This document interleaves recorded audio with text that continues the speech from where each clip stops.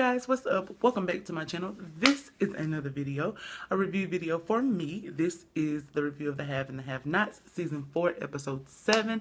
I do believe that this episode is entitled Pieces of the Puzzle. So without further ado, let's get into the video. You guys may have noticed I look a little different in this video. That is because I did straighten my hair about 2 days ago.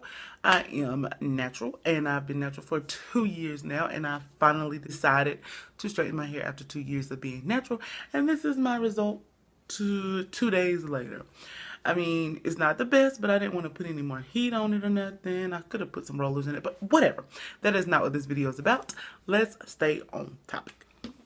So this episode to me is like a conversation episode. They should have called it conversation, because everybody was conversing with somebody else about something. There wasn't much action in this episode. It was a lot of conversing.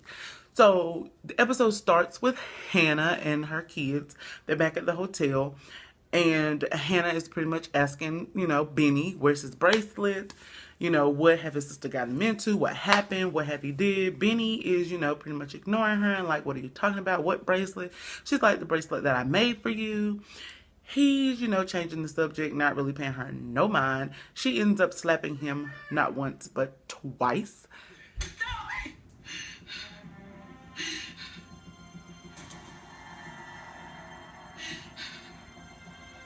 Stop. Tell me what you did. I'm not a boy anymore. You're not going to sit here and hit me like this. I beat your ass, then I will beat it now. Now, what is this helping? If I got to beat your ass every day of your life to save your life, I will do it. Tell me. Stop it. She's pressuring him like, what did you do? What did you do? And then Benny's like, hey, now you're not going to keep on hitting me. So now they're having a little argument. And he's like, I'm not a boy no more. And she's like, I beat your ass then. I beat your ass now. Tell me what you did. So little Quincy, they sent him to take a bath, and now he's back at the door like, y'all are yelling. Well, he was talking to Hannah. He was like, Grandma, you're yelling. I don't like that. Candace decides to go take him a bath and help him. And then back to our conversation.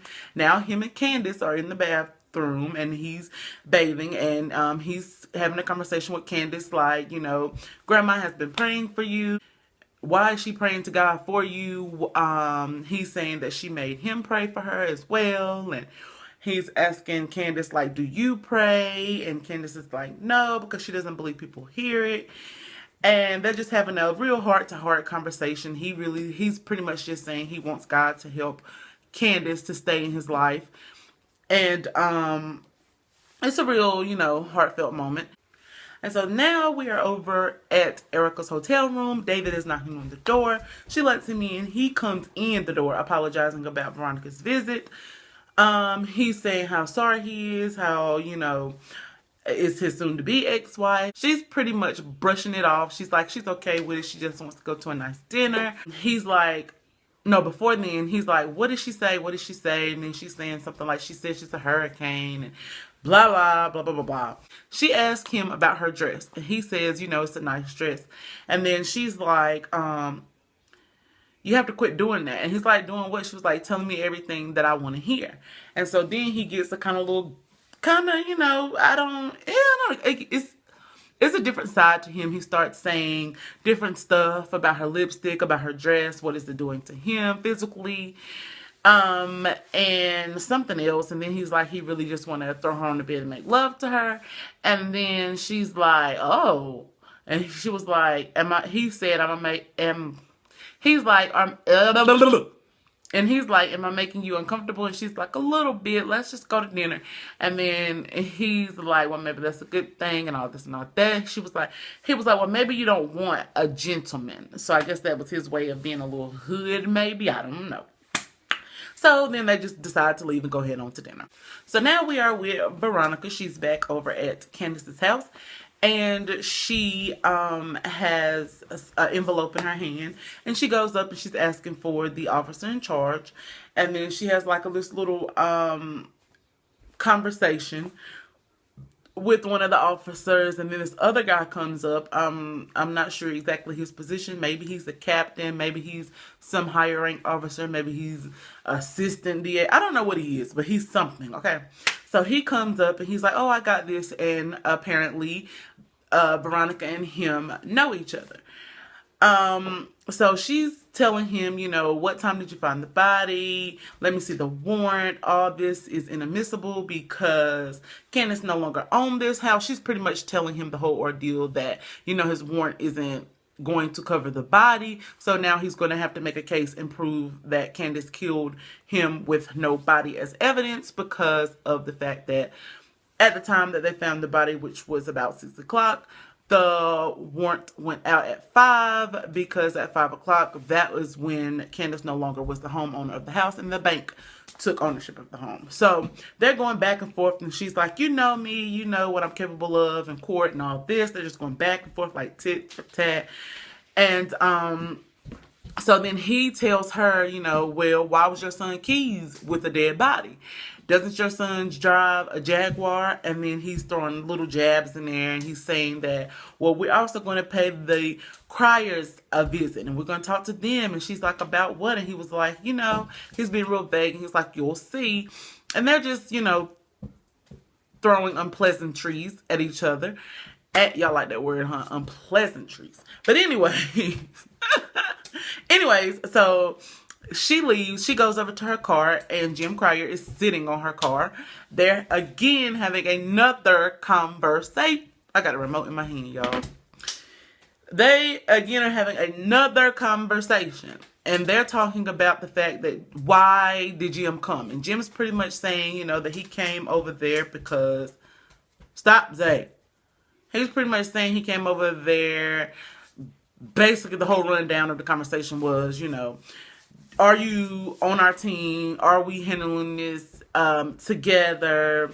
Making sure Veronica's not running her mouth to the cops and so forth and so on.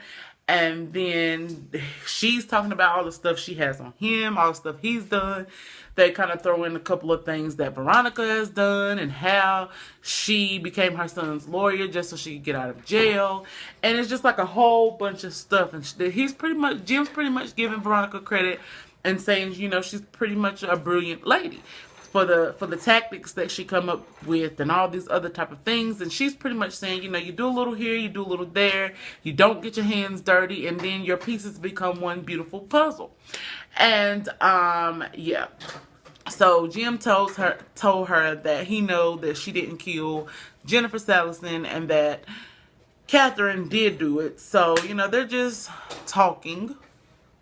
And she's telling Jim, she starts to tell Jim, don't ever threaten me again. And so then we hear a car cranking up, and it's a police officer leaving, and she's like, did you hear that police leave right there? He's going over to your house. And Jim's like, for what? And she was like, I guess you'll see when you get there. And he's like, what have you been saying? What have you been running your mouth to? Is pretty much insinuating that he thinks that they're going over to his house to talk about the whole Jennifer thing. When in fact, they're really not, because because Veronica did not say anything about that situation. They're going over there with whatever connection they found. So Jeffrey is in the hotel room with police booty. If you don't know, I have coined the term police booty for Justin, the police officer that is on the police force that is helping Jeffrey and Candace, who is also a little gay, and helping himself to some Jeffrey from time to time. But anyways, so he's back in the room with him. They're pretty much conversing. Once again, another conversation. And Jeffrey's kind of sensing that police booty is being a little too nice. He's telling him, where's the asshole dude that I've come accustomed to knowing? Like, you're an asshole dude who is still in the closet about being gay. And he's like, no, you've changed that about me. You've changed that about me. So after he tells Jeffrey that he's changed him and everything else, Jeffrey's kind of confused, because Jeffrey's like, aren't you just helping me because, you don't want your little secret about you being gay to get out? And he's like, no, that's not the reason. And he was like, because I would never tell, because that's some stuff Candace would do, and I would never do that to you. And he's like, no, that's not the reason why I'm helping you. I like you. And so, yeah, Veronica calls Jeffrey. She wanted to know if he was with Candace.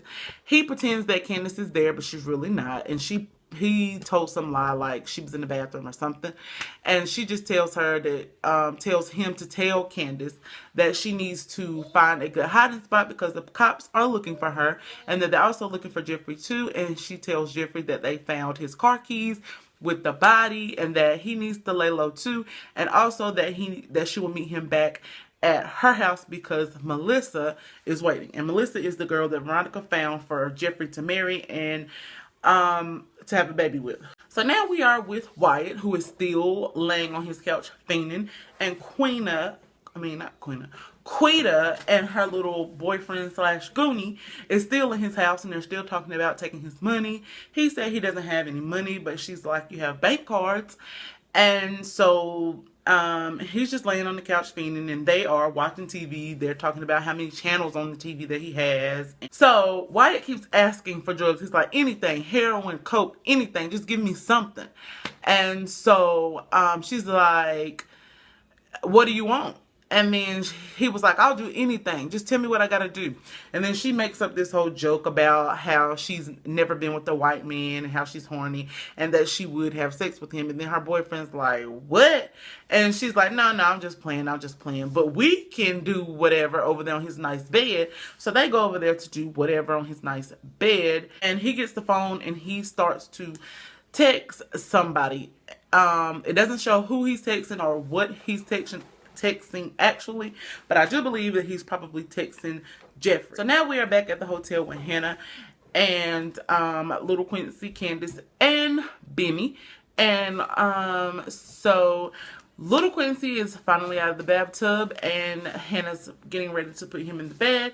And he asked his mother, Candace, is she going to be there when he wakes up? She does not give him a definite answer. She doesn't answer his question. She just hugs him, tells him good night, and tells him how much she loves him. And then he goes to sleep. Hannah then gets a phone call from Mrs. Cryer, her former boss, of which she used to work as a maid for. She gets a call from her. She's asking Hannah, how she's doing, asking her about her grandson and everything like that. And then Hannah proceeds to tell her that she thinks that she's going to have to sell the car. Now, the car that she has, Mrs. Cryer gave her the car, and the car was formerly owned by Mrs. Cryer's daughter, who committed suicide. So she gave Hannah the car. And Hannah's talking about how she's going to have to sell it because she needs the money. And so Mrs. Cryer's like, no, don't sell the car. I will give you money. What do you need? Like, I'll give you money. And Hannah's like, no, I don't want to take your money. And she's like, well, why won't you just let me help you? And she's like, no, I don't want to take your money or whatever. So we switch over to Mrs. Cryer, who's on the phone with Hannah.